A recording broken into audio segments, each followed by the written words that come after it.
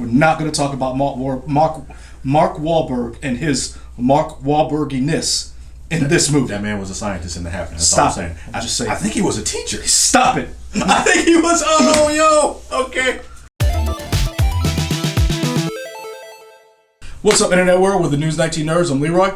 I'm that guy. I can't think of his name. I'm Michael. I thought I had a little retort in my mind. I can't think of his name, the guy that I really like. Charlie? Yes. Sam Richardson. I'm sorry, Sam Richardson. Friend of the show. I do enjoy you. I can't think of your name. You shouldn't have been in this movie. No comment. Yeah.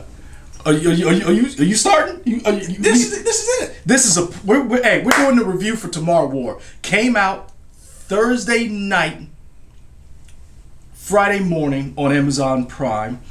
Stars Chris Pratt and some other people and a bunch of comedians. Definitely people, and I mean comedians that I know, I've seen other places. I can't name them off the top of my head. Obviously, Sam Richardson, Mary Lynn Rice Cup, is that her name? Yep. Okay, and then the guy from Cobra Kai, also known as Chloe.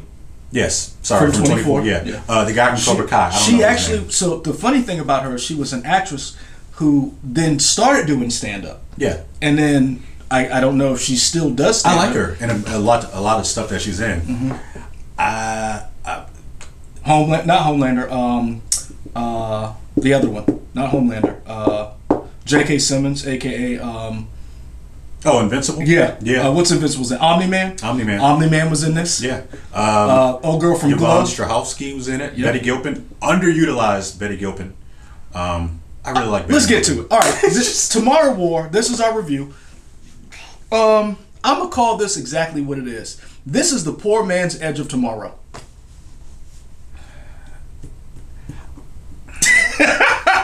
That's what this movie is. I'm just disappointed, right? But you know what? I agree with that. I don't know why you were mad. We both saw the trailer. We did. If you would like to see our review of the trailer, go back. There were a couple of scenes in the trailer where we were like, "Ooh." Yeah, I said that, but I said it ain't gonna be good. I believe. You were right. I believe I said this does not look like it's going to be. It has a lot. Like, this is the thing with this movie. So many tones. It has a lot going for it. In other words, the plot, it's like, that's interesting. The execution, on the other hand, yeah, there are a lot of, as I always say in our reviews, I'm a dumb guy, so it's very simple to go from point A to point B for me. But as I'm watching, like, there are a lot of plot holes with how this works. Plot holes? And like, you could have stopped this. That's not a hole. That's plot chasms. I don't know. I don't know what you call it's it. Just plot tunnels. It's a lot. This was originally supposed to be released either under Paramount or Universal.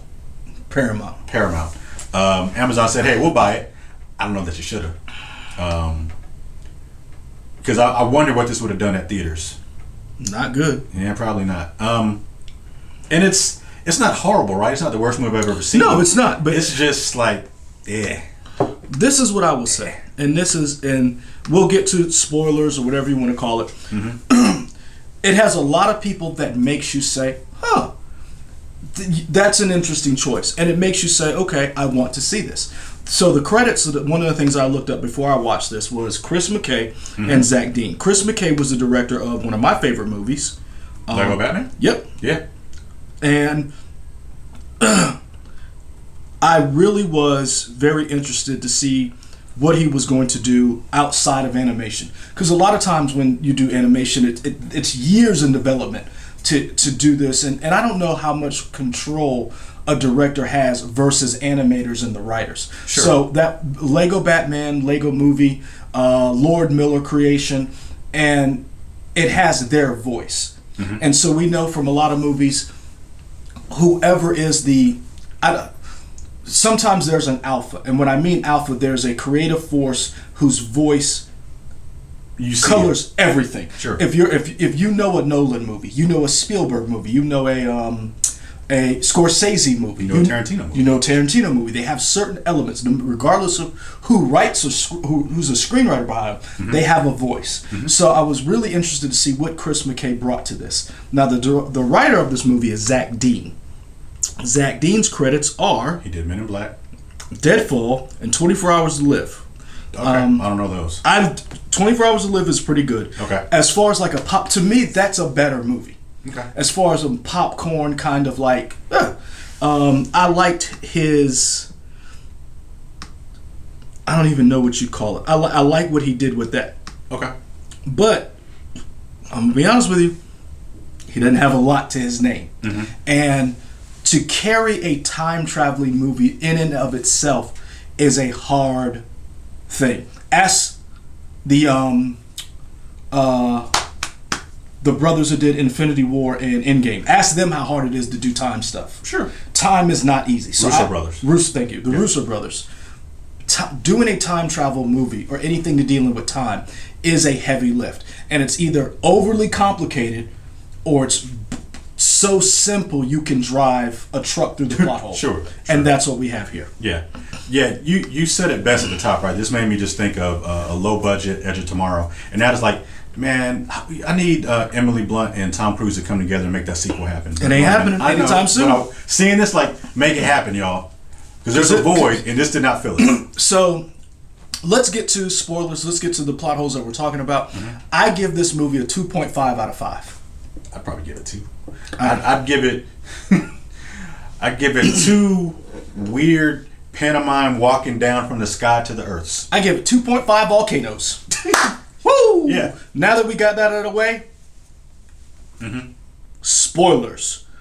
Why did none of your movie make any sense? And like, your movie didn't make sense at all. As I'm watching it, I'm pointing out things that, as writing, and again, I'm not trying to trash the movie. It was a perfectly fine movie. And the reason why I'm saying I'm pointing out things that were wrong with it is because I just watched Independence Day this weekend.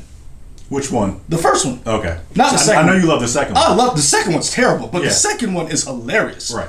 The first one still holds up. Yes, are there some issues? Are there some little plot holes, some little things? Yeah. Overall, the movie is just, it's simple. You care about the characters. Tomorrow War does not hold up after the first viewing. Yeah. I don't know who said this. Somebody said it a long time ago, but a lot of movies have plot holes, right? But the more entertained you are through a movie, the more forgiving you're forgiving our plot holes. And when you're like picking them, like, oh, this movie is not doing anything, so then you're not thinking about the plot. You're thinking about the lack of plot or the plot holes. I was along for the ride. I'll admit, I enjoyed it. That's why I give it a 2.5. I enjoyed it. I thought some of the comedy was really good. The problem was the deaths weren't earned because you did not care about any of the characters. And I'm going to break it down. And it's not Chris Pratt's fault. Again, so I was reading online. A lot of people were like, IGN came down on this movie because Chris Pratt is a Christian and he has right-wing views and they just want to trash it. No, that's not it. It was not a good movie. Yeah, I don't think that was the issue. The difference between this and a movie like Edge of Tomorrow was Tom Cruise leaned into his jerkness. A lot of people think Tom Cruise is a jerk. A lot of people do not have a high opinion of Tom Cruise. He makes good movies, but because of the other stuff, they just have this idea of Tom Cruise. In Edge of Tomorrow, Tom Cruise went full jerk. Yeah. He went full. He was a smarmy goose. He was a smarmy. You didn't like him. Yeah.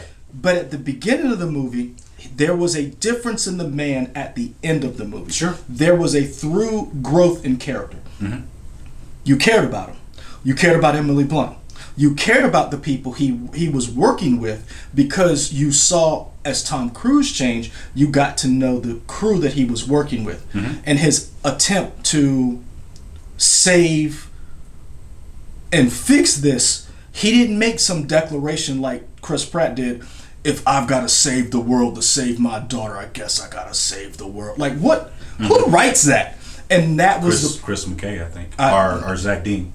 They wrote that. I don't want to say he wrote that. I don't know if that. I mean, Chris Pratt could have put that. I don't know who did that. They might have wrote that. Somebody needs to take an L for that. Yeah. But the problem with this movie is that you don't care, and there is no growth between any of the characters that makes you say, "Oh," like you did in Edge of Tomorrow. And I can point out a bunch of movies that are like that. That there's growth, care, and You don't have to have growth, but you have to like the character. You have to like the person who's carrying the movie. Excuse me. And Chris Pratt did not do that. And the thing that we talked about it before, I don't know if Chris Pratt is a leading man or not. And I'm still, the jury's still out. This didn't sell me on him being the leading man, but I think what works with him in things like Jurassic Park or the new Jurassic, whatever it is, and like Guardians of the Galaxy is he has a great ensemble around him. And I think he has a great ensemble here, but they don't get a lot to do. He doesn't have a great ensemble. He has, Really? He has a great a great set of actors around him who do nothing. I feel like that's what I just said. No, but you said he has a great ensemble. No, he doesn't. Okay. In other words, he has a bunch of people who are good at other things who have nothing to do in this movie. Yeah.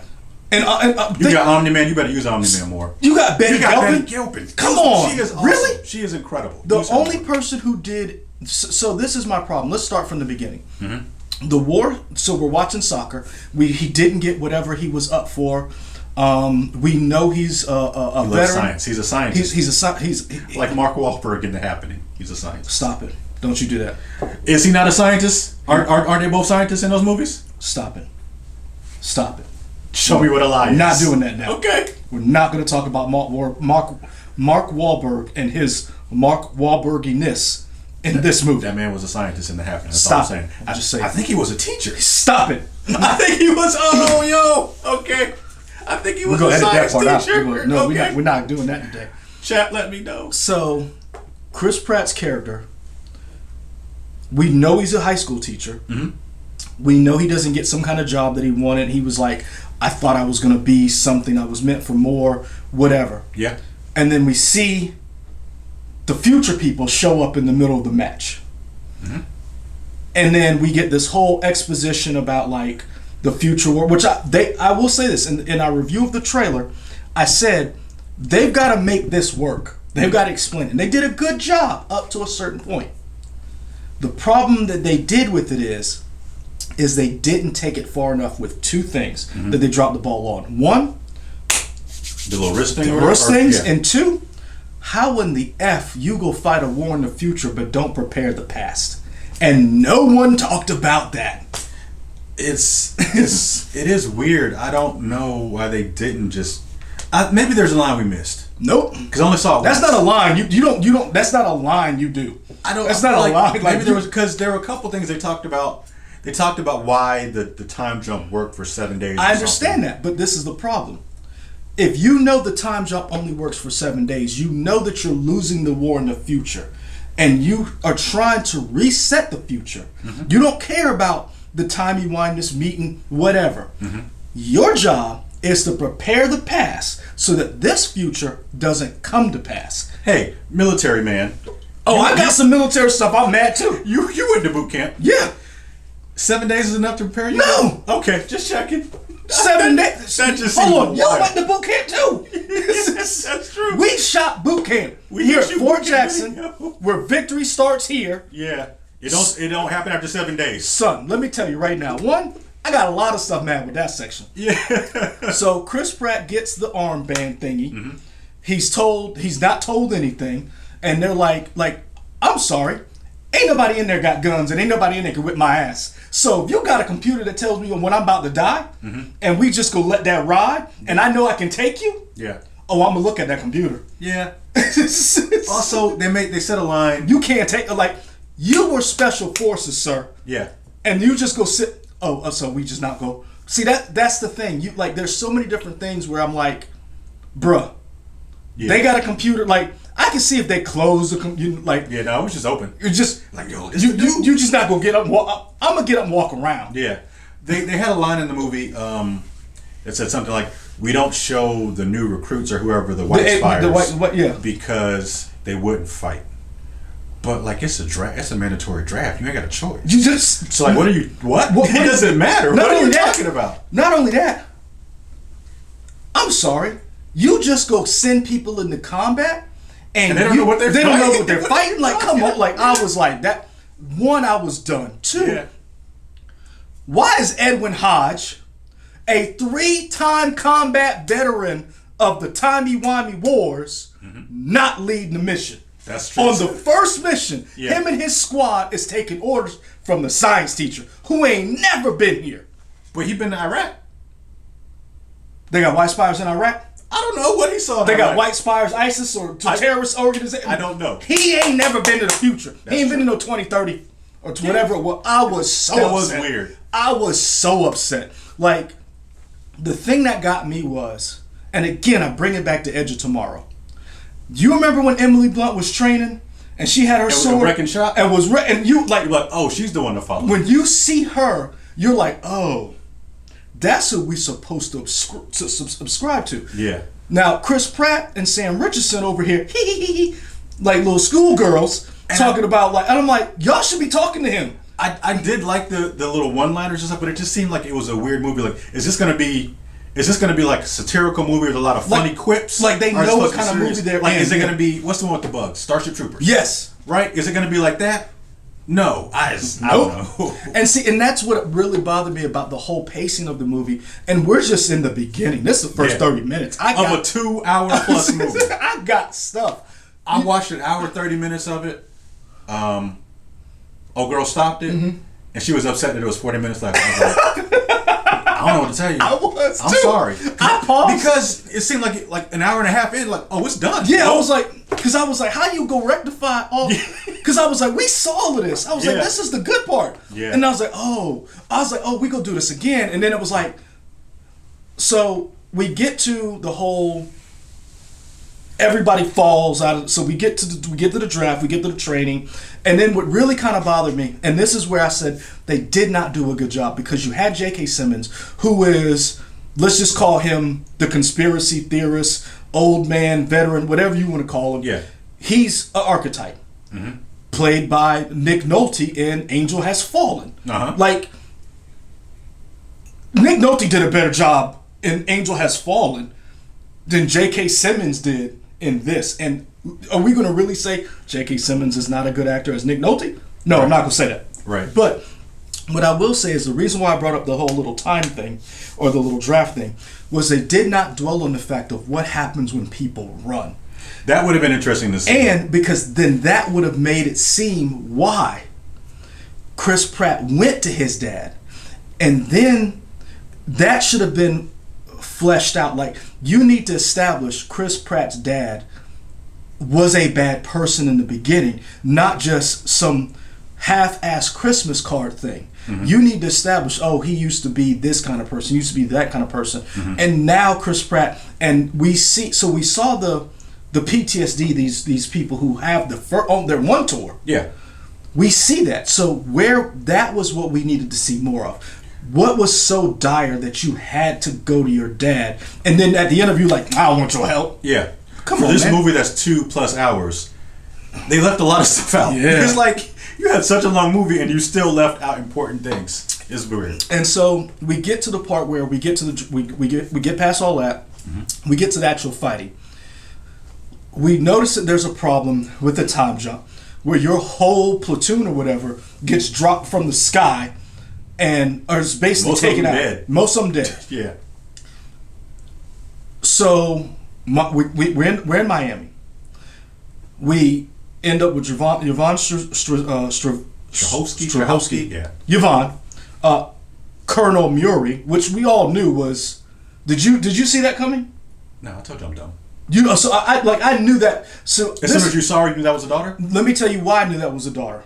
Because they shared this little. It was a little quip that if you didn't catch it when Pratt and Richardson were talking, he said, "Notice everybody's young from the future. They don't have anybody old." Yeah. And then when he said that, I was thinking, oh, that we go see the daughter. Like when he jumps. Sure. And then they were like this whole, oh, how does he die? I was like, oh, that's the girl. Because I remembered the trailer and I was like, they were fighting together. And I was like, and then the whole line, if I got to save the world to save my... I was like, Yeah. I knew us... Because we talked about... Because you said it.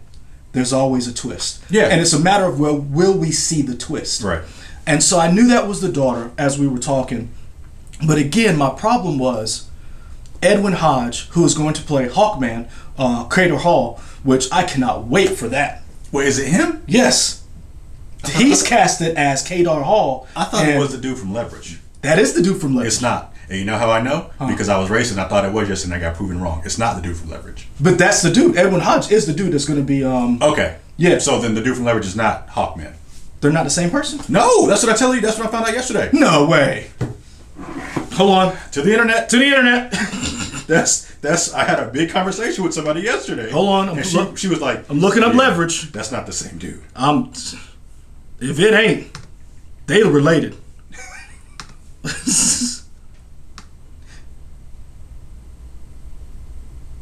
Yeah, it's not. But they do have the same last name. Ooh. Maybe they're brothers? Look him up. Look him up. Aldous Hodge is the guy from Leverage. This guy is Edwin Hodge. Are they related? I think his name is Hodge, right? Yeah. Yeah. So different person. Wait. Let's see. His brother's Edwin Hodge. I knew There it. we go. I feel better now. But yeah, not the same guy. So which one's going to be Hawkman? I think Aldous. So this one, the one from Leverage, not the one from Tomorrow War. Let's find out. I don't know, man. Just blew my mind. For this whole time, I thought they were the same person. Yep. They do look alike. Yes.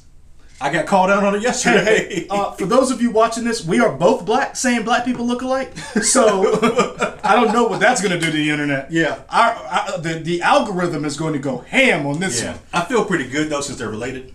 So there we go. I mean, we call each other brothers, so but they're like blood related. But yeah, okay, so either way, I was thinking, I was like, how Edwin Hodge could be the dude with the claw, and his team are just like trained killers, and they got wiped out. But this is the thing. I kind of wanted to see that. This is the thing. Why were they not leading the mission? I don't know. And that's what really bothered me from the get-go.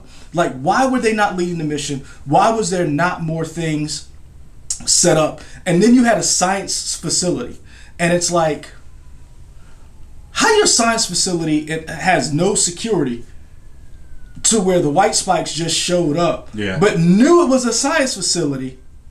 And see, none of that made sense to me. Another thing that didn't make sense to me was, and Edge of Tomorrow had this same plot hole in it. Mm-hmm. How they get to this planet? Now we find out later on how they get there. Yeah. But what got me was you talked about the animalistic nature of these creatures, but they were smart enough to hang people up like the Predator.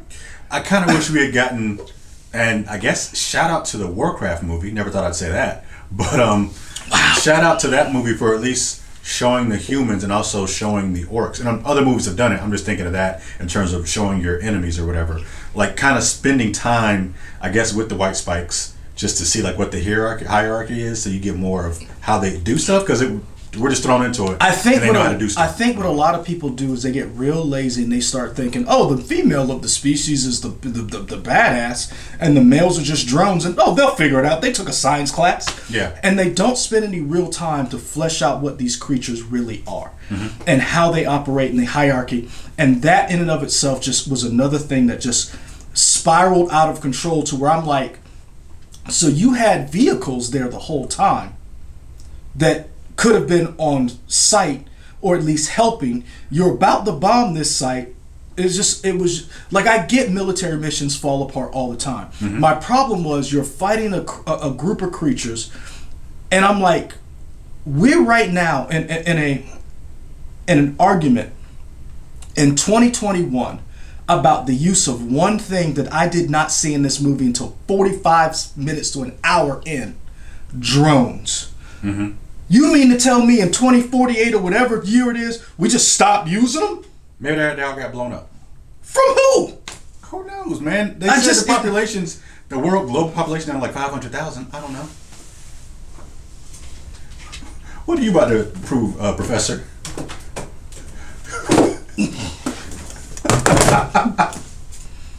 Okay. Kids play video games. They do. Drones ain't nothing but big video games. Okay.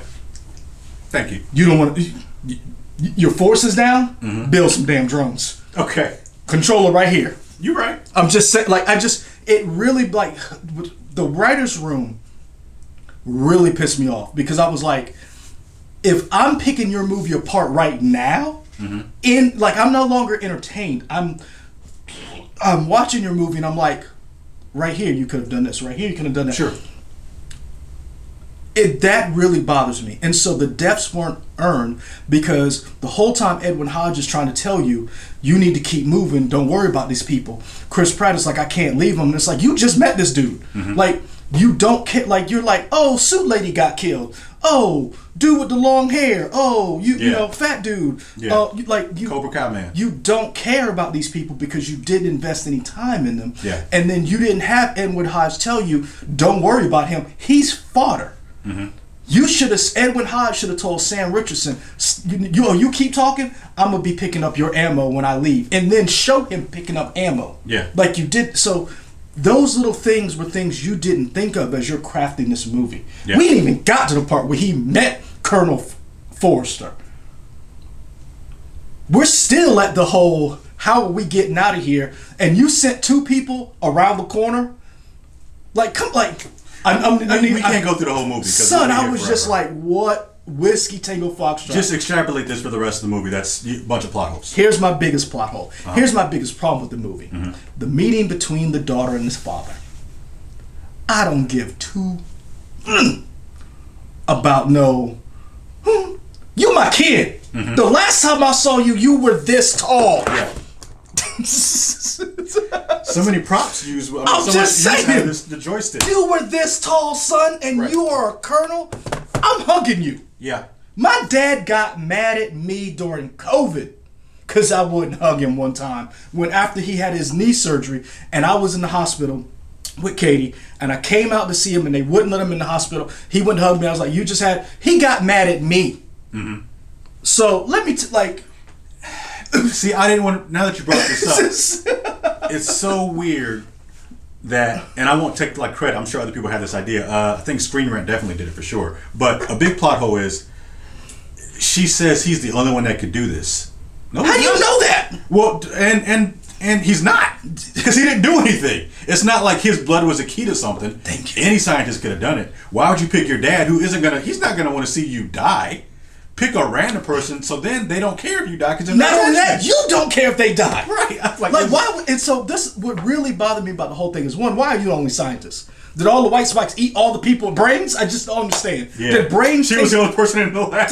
And not only that, why is nobody injecting this monster after you caught him? After it took so much time to get him, why were there no drones out there helping you when all the white spikes came out of the woodwork to come get you? Chris Pratt's in the helicopter. I'm gonna go save her. Like, bruh. Yeah. The whole movie just really irritated me, and we jumped to that one. Now, don't get me wrong. The best part of that movie was the war scene on the water. Like That was watching, cool. like watching the white spikes. I was like, oh, that's how they overran stuff. However, why were you? What is going on? Like, I was just like, how y'all got beat? Like, ain't nobody had no early warning system. Like, it just seemed like they came out of nowhere. Oh, they're here. It's like, All right. Yeah, they ain't like, got no type of radar. I'm just nothing. like nothing. Like, and that's I finally saw drones, and I'm like, well, y'all should have had that earlier. You might have done some damage then. Yeah. This movie bothered me. Yeah. It vexed me. Chris Pratt, friend of the show, man. Come on, talk to us about this movie. Because I would love to know why you thought this was a good idea. What bothers, and you know what? On its surface, it sounds like a good idea. Sure. It does, but the problem is with a lot of this movie is, if you're going to do something, you need to say why we're doing this thing. Like, in other words, why are you fighting in the future and not protecting the past? And I get the anti-war people, and my thing is this: you want to shut some anti-war leftists up? Show a picture of the white spikes. Yeah. You want to shut a hippie up who's like, oh, we don't need to. This is what you're going to be fighting in 2040. Yeah. Put that sign down and start making some drones.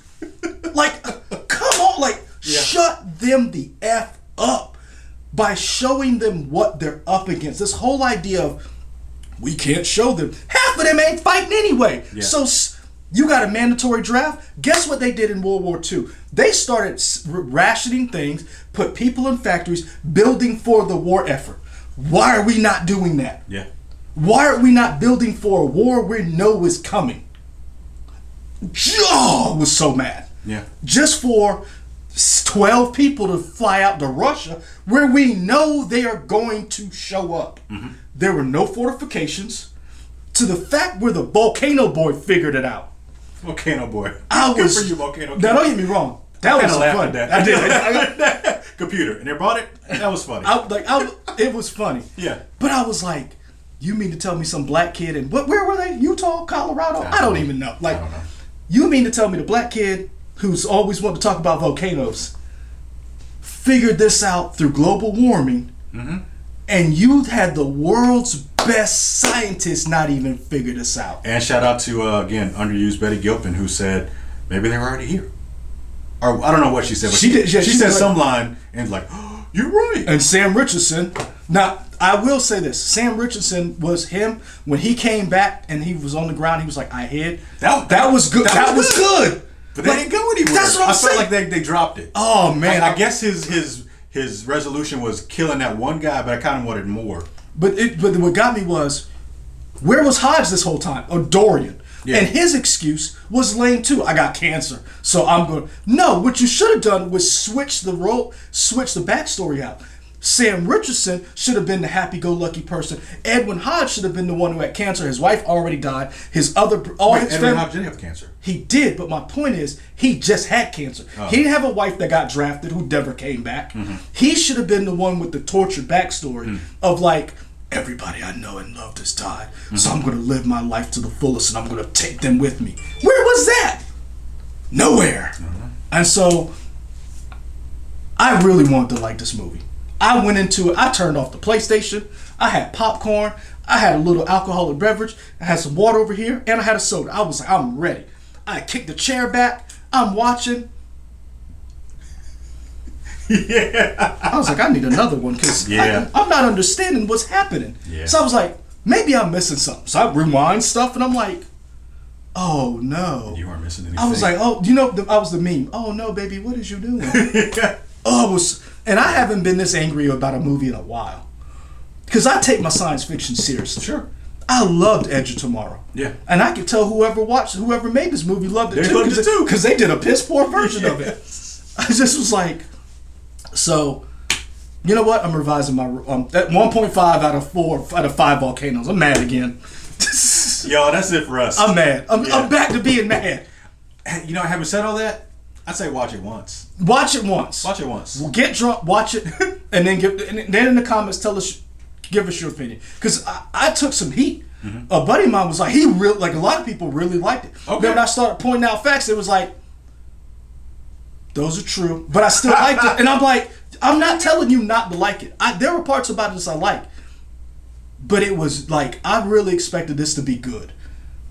You didn't. You said it wasn't gonna be good. It wasn't, but I was hoping it was. Oh, okay. Inside, like I knew it wasn't, and it confirmed. But I was like, please, because I'm tired of bashing Chris Pratt's movies. Wait, what else have you bashed of his? Passengers. You don't like Passengers? Nah. Interesting. I thought Passengers was alright. My family liked Passengers. They went to see it. I refused to see that movie there. Okay. That was a rental. Okay. Nope. That was a Redbox rental, and I was still mad I rented that. Okay. Oh no, I was. I did not believe the chemistry between him and Jennifer Lawrence. Okay. And I feel like old boy who was the Tick was underutilized. No, Martin Sheen was underutilized. Okay. Why did you wasted Martin Sheen? Shame on you, Passengers. Shame on you. Okay. Yeah, but I will say this: I want to see Chris Pratt in more stuff because I don't want him to become the next Sam Worthington. Because I like Sam Worthington, and I know it's a bad movie, and I'm gonna say it. Terminator, not Dark Fate. Salvation, I like that movie. It's not a great movie, but guess what? I like it, and there's a ton of plot holes in that one. You can fly all the white spikes to the plot holes in Salvation. Cool. That's it for us. Let us know in the comments on YouTube what you think of the movie. She was this tall and you didn't hug her the last time you saw her, man. This tall. That's all. You can also find us on Twitter, Instagram, Facebook, WOTX.com, and we out.